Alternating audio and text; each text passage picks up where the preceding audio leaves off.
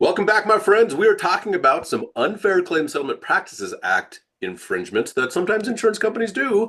Chris Barrientos, our claims manager, is here with us. Chris, welcome to the Denial of the Day podcast. How are you, my friend? And what's new in Yeah, here?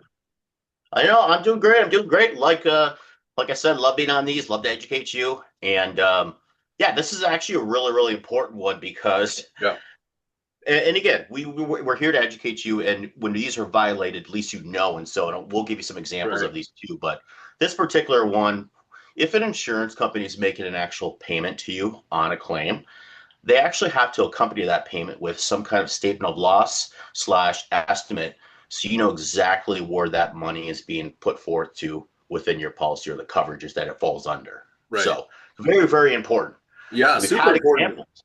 Yeah, Yeah. go ahead. And so insurance companies will send checks sometimes, and you're just like, hey, I got this check for $6,000.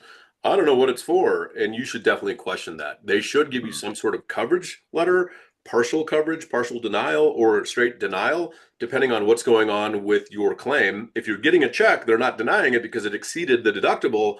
But what does that money go towards? Where is that allocated, those funds for what coverage?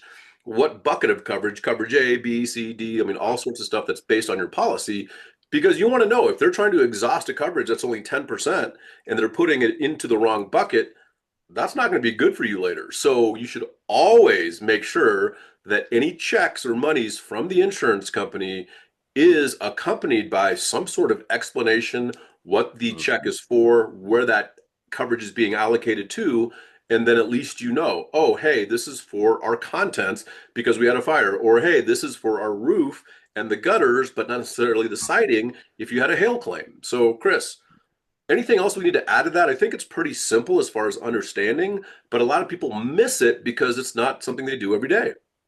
Correct. And you bring up a good point too. So if you're talking about also like a large commercial project and you're the general contractor, and let's say you've got multiple bid items, and Right? then you get this check, you're like, well, where does this go? And That's so right. that's one of the things that we see. It's like, who gets paid what now? I know I Right. have this bid item, but I don't know where this money came from. So we had a situation like that actually where money was just released to us. And, I'm like, hey, like you send me a summary of loss slash statement of loss or an estimate, and I don't know, for whatever reason, if this person was out of town or whatever, but I actually had to call and speak to a supervisor because, hey, we need to know where this check came from and where it's being Right. applied to. So um, Absolutely.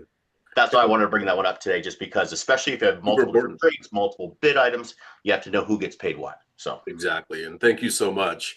One of the things that I want to do with you guys is let you know that we're trying to reach 1 million freaking people with our videos, insureds, contractors, property managers, commercial real estate brokers, anybody that deals with properties that might make an insurance claim that's property related, if it's fire, smoke, wind, hail, mhm. water, whatever it might be, that you could use these videos to help you become better at getting your claim fully paid.